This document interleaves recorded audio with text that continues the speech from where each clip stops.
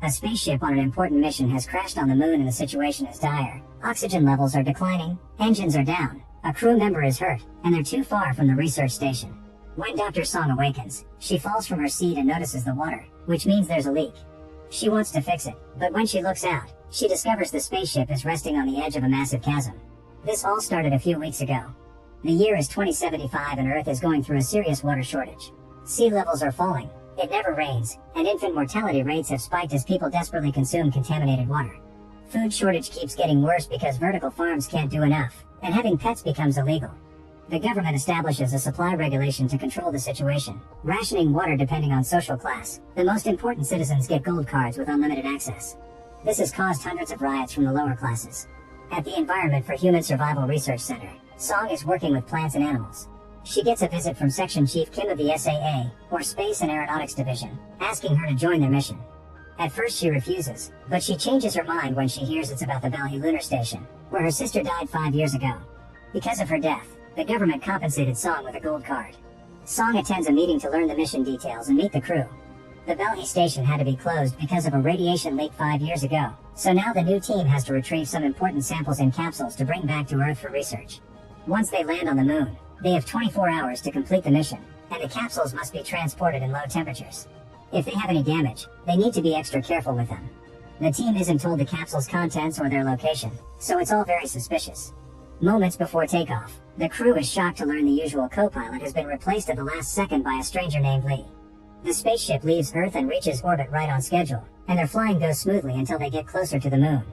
The alarm starts ringing and they learn that the docking system is having trouble, meaning the bolt won't last if they get into the landing orbit. Since they can't reach the SAA, they decide to release the landing module early. Unfortunately, the main engine won't ignite and they have to change the thrust controls, which don't work either. The spaceship crashes on the ground and slides down until it gets stuck upside down on the edge of a chasm. Back to the beginning, the crew suits up and tries to open the door, which causes the ship to slide down a little more. Some furniture starts falling and the crew dodges it, but it breaks a window instead. Song slips out and manages to hold on at the last second, and the others carefully grab her hand to bring her back inside. Afterward they get out only to watch the spaceship slide down and fall into the abyss. There's no communication with the SAA and the station is a little over 7 kilometers away, but considering the limited oxygen, they have no choice but to start walking toward Balhi. Moments later, Huang collapses because of his punctured lungs. His suit is out of water, but when the others try to give him some, Huang stops them and throws up blood before dying. The crew decides they'll pick up his body later when they get rescued and keep moving after leaving a vial of water in the guy's hand. By the time they make it to the station, their oxygen levels are at 1%, so they hurry inside on the verge of collapse and shut the airlock just in time. Then a flashback reveals Song in her old lab trying to decrypt a message left by her sister. An old conversation helps her guess the password is silent C in Latin, and once the message is decoded, it reads "Find Luna." Later she asked Huang about it and he explained that Luna is the data storage at Balhi Station. In the present, the crew recharges their oxygen supplies before going out to explore the station. Since it's dark, their first goal is to find the power supply. As they walk through the hallway, they're shocked to find a body on the ground. There have been many attempts to break out into the station since it was shut down, and the suit and weapon indicate the man is a mercenary, probably working for the resource mafia. A quick scan indicates he drowned, which doesn't make sense. As they continue to wander, the crew gets another surprise. The radiation levels are normal. Song is getting too suspicious of the government's lies and wants to do an autopsy on the mercenary to check for any potential danger they may encounter, but Captain Han orders her to keep moving. Eventually the team reaches the main hub and turns on the power. The communication system is still down, but the radiation levels are okay and there's plenty of oxygen, so they take off their helmets and activate the air filtration system in the rest of the base. Afterward they examine a map of the base and discover some red areas that require level 1 authorization and were closed because of the supposed radiation contamination. There are 3 storage areas and 8 gates, so Han decides to split the group into 3 teams. Han's team reaches storage 1 but the door won't open, so they have to force it by hand. They only get to open it a few inches before an arm falls through, and when they open it completely, they find all the bodies of the previous crew. They're in the same state as the mercenary, so they didn't die from radiation either. There are blood handprints on the walls indicating the crew tried to escape, but it seems the area was shut down in an emergency. This means the crew died after the shutdown and not before, as the government said. Afterward, Han's team enters storage 1 and notices someone had already been there. There are some capsules on the ground, but they're all empty. Song's team heads to storage 3, but they stop when they find a strange biosignature on the scanner. Since it's moving alone, it can't be a crew member, so Chief Gong decides to investigate and tells his teammates to wait. Since this is getting too weird, Lee tells Song that she was right to be suspicious and offers to cover for her while she heads off to the infirmary to find the medical records. As soon as she's gone, Lee enters Storage 3 to discover the power isn't working here and the capsules are empty. He accidentally drops his flashlight, and when he reaches under the furniture to retrieve it, something takes the flashlight away. After the initial shock, Lee tries again, only to find a capsule full of water. Meanwhile, the team heading to Storage 2 finds some creepy drawings on the ceiling. This storage door won't open either, so they have to hack the lock. Once inside, they discover that someone already searched the place and the remaining capsules are empty. There are bodies on the ground, but this wasn't radiation death either because the levels are fine. When he looks more closely, Suchin realizes one of the bodies is holding a capsule. When he pulls it from the stiff fingers, he accidentally presses the body's chest and causes it to cough up a strange spore that enters Suchin's eyes. The capsule he grabbed is empty too, so the team begins heading back. On his way out, Suchin feels strange and water droplets can be seen moving under his skin as he starts hallucinating things like a starfish on the wall. Another flashback reveals that before the mission, Song had already been researching the Belhe station and noticed a weird sign. Later, Kim surprised her by saying that the sign wasn't on the door, it was on the floor. In the present, Song gets a message from Gong telling her that he lost the weird signal and he's going back, so she has no choice but to return without finding the symbol. When she makes it to the storage, she finds Lee at the door and sees how suddenly something pulls him back into the room. Song immediately goes inside and discovers Lee being choked against the ceiling. Once he's dead, the mysterious entity drops Lee on the floor and takes the capsule away. When Song tries to take a closer look, the entity disappears. At that moment, Gong returns and calls the rest of the crew. Dr. Hong inspects the body and discovers Lee has fractures all over, which matches Song's weird story. Han is still suspicious, so he watches the footage from Song's body cam, confirming the existence of the strange entity. They move the furniture where it was hidden and discover a very long vent system, so they must decide if searching it. Meanwhile, some crew members return to the main hub and Suchin suddenly starts vomiting water all over the floor, unable to stop. His teammates call the others, and as Hong rushes back, she tells them to put on hazmat suits and stop the water. The teammates put Suchin on his back, but water still drips off the corners of his mouth. Soon Hong arrives and tilts his head back, causing the water to keep coming out. The doctor cuts Suchin's throat to insert a tube that makes the water spurt out like a fountain. Then she takes a sample of his blood only to see it come out all watery. Water keeps coming out of the tube with no end in sight, and eventually Suchin dies, drowning just like the bodies they found earlier. Once the filtration system clears the air, the team can take off the hazmat suits. Hong will do an autopsy of Lee's body and Song will check out the data storage, not caring about Han's refusal anymore. The other crew members want to quit because it's become too dangerous, but Han announces the mission is still on and takes some men with him to search for the entity while telling the rest to re-establish communications at any cost. Han's team enters the vents and finds the same creepy drawings on the walls.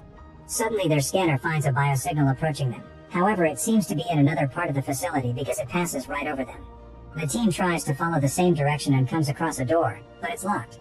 At that moment they get a call from the men in the main hub saying they made progress with the comms, so the team decides to go back. Meanwhile, Suchin's body is taken to the infirmary, where Hong begins opening him up. Song checks the medical records, but they're all locked, so she goes to gather tissue samples from the other bodies. Minutes later, while Song is working, she thinks she's found the body of her sister, but when she checks the tag she notices it's a different woman with the same surname. Afterwards, Song returns to the infirmary, where Hong confirms that the body was filled with water from the inside with no signs of external damage.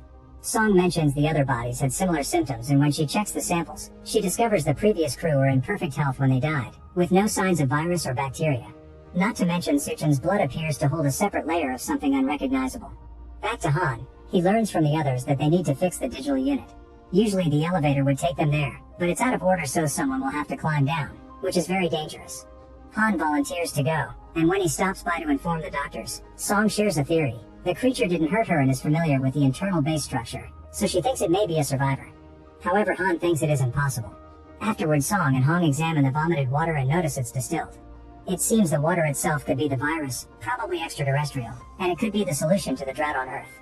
It's not in the air, so something happened 5 years ago that made it spread among the old crew. At the chasm, Han starts carefully descending to reach the unit. Suddenly the elevator starts moving on its own and the computer controls are unable to stop it. Han holds on tight and moves out of the way just in time, so the elevator keeps going and disconnects Han's rope in the process. Then it crashes into the station, causing the power to go out only to return a second later.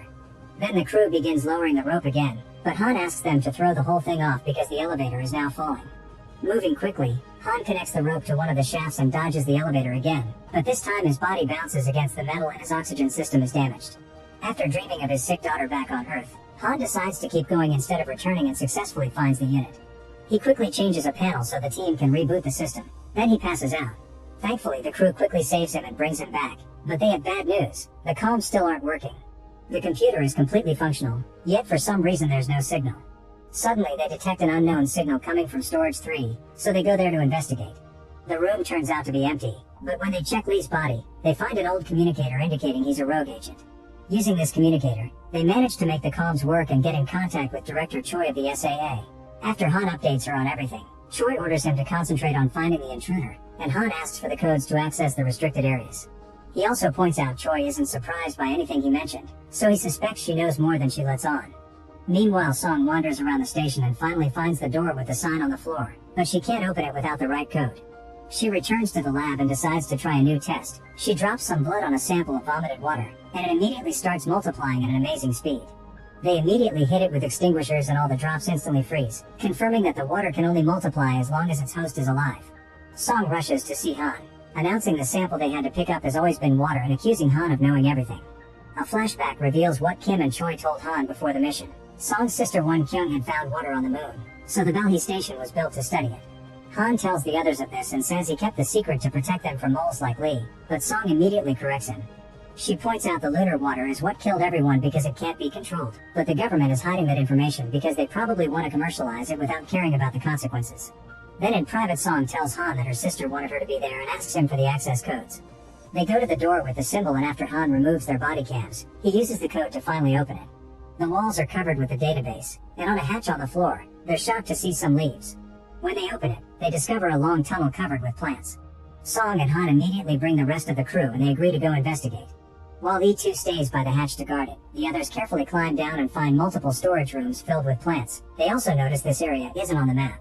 Eventually they find a control room with tons of sample capsules, including a broken one on the floor from which all the plants grew out. The team begins gathering capsules to take back, and Han notices something moving among the vines. Other crew members notice something in the hallway only to suddenly scream and run away. The creature tears off E1's arm to steal his capsule, so Sun shoots it to make it drop the sample. The creature runs to hide in the vines and Han approaches E1 to discover he's died. The others approach the vines and open fire when the creature moves, jumping and climbing around like a monkey. It doesn't stop moving until a stray bullet hits a bursting pipe, making the entity fall. The crew approaches the creature and they're shocked to see it's actually a young girl with a weird protuberance on her jaw and reptile eyes. When she sees them come closer, she quickly runs away and leaves through the upper tunnel, knocking out E2 in the process. The others try to follow her, only to discover that the sample she dropped before is broken and now the water is making contact with E1's blood, multiplying at a crazy speed. The crew rushes to retrieve the sample briefcase and runs to climb out while hearing an alarm go off in the control room. They pick up E2 and make sure to lock the hatch again before rushing to the infirmary. Afterward, Han and Song operate on E2 because there's blood in his lungs, and Ryu has to donate some blood to help.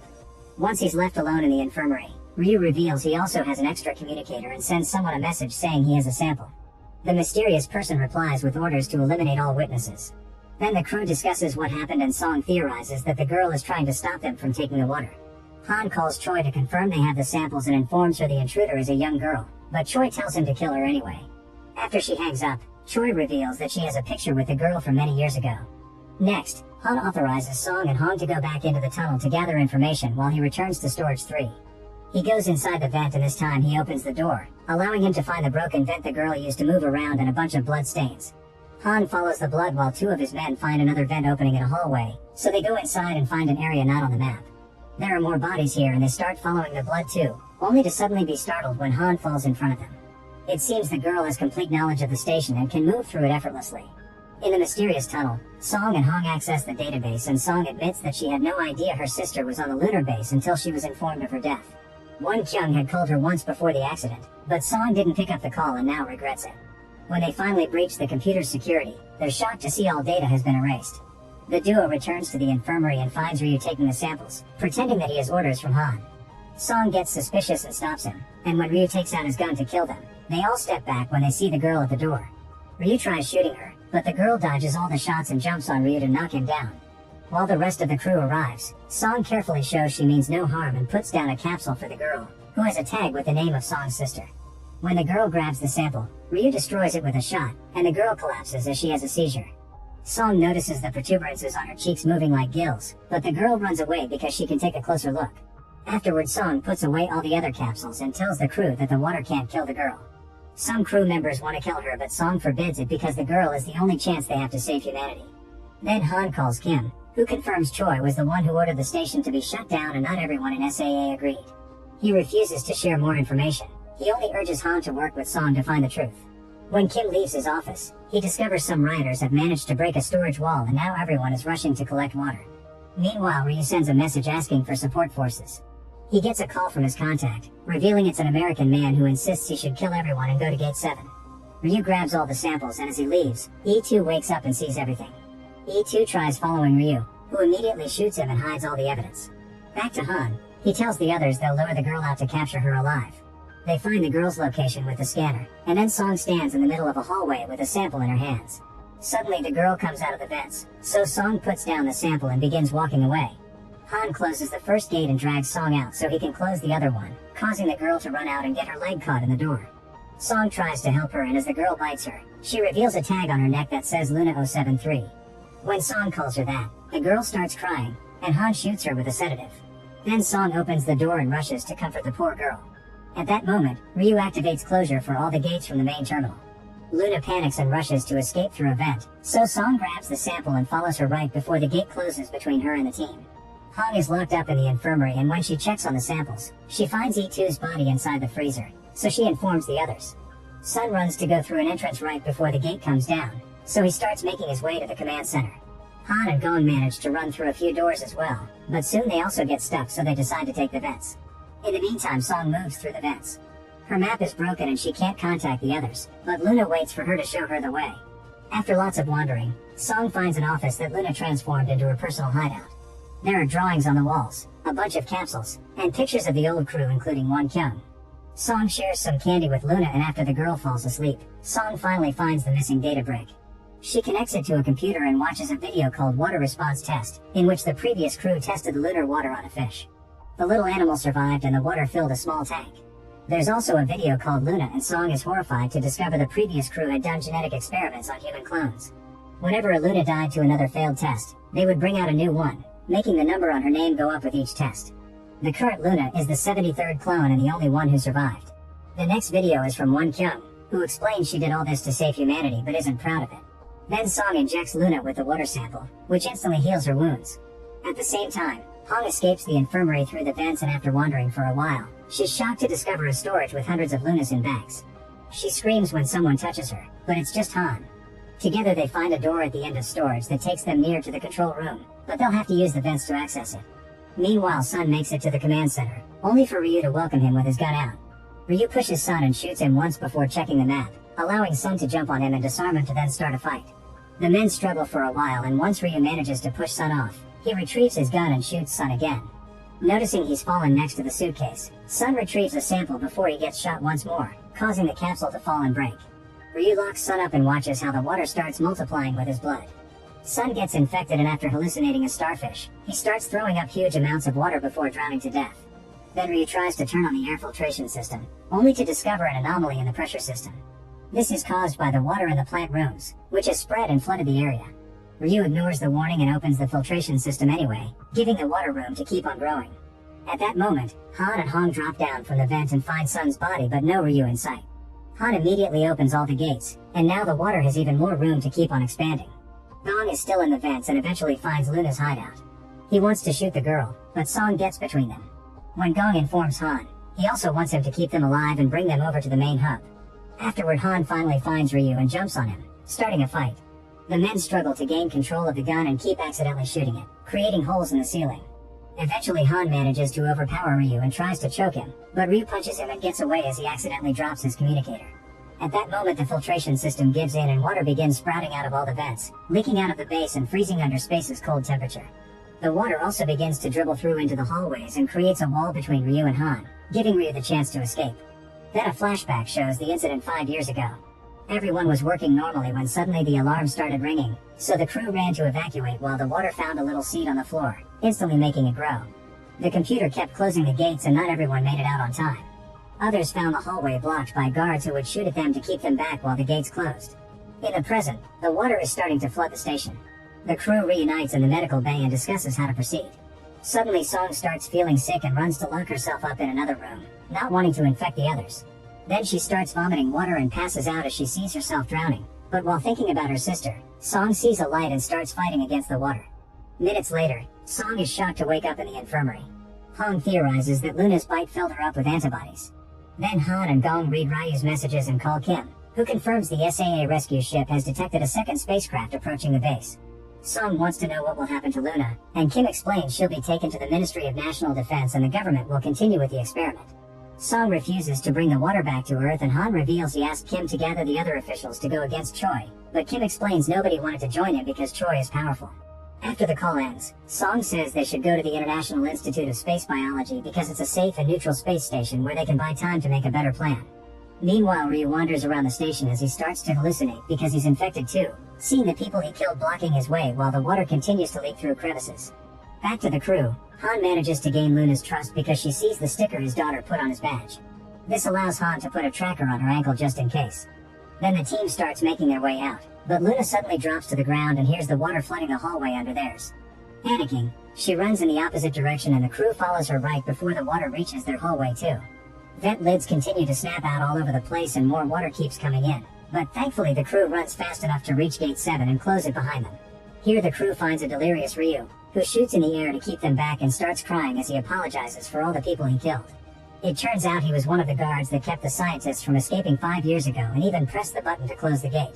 Noticing the water about to bring down the gate behind them, Gong shoots Ryu multiple times to bring him down, but Ryu manages to land a bullet on him too.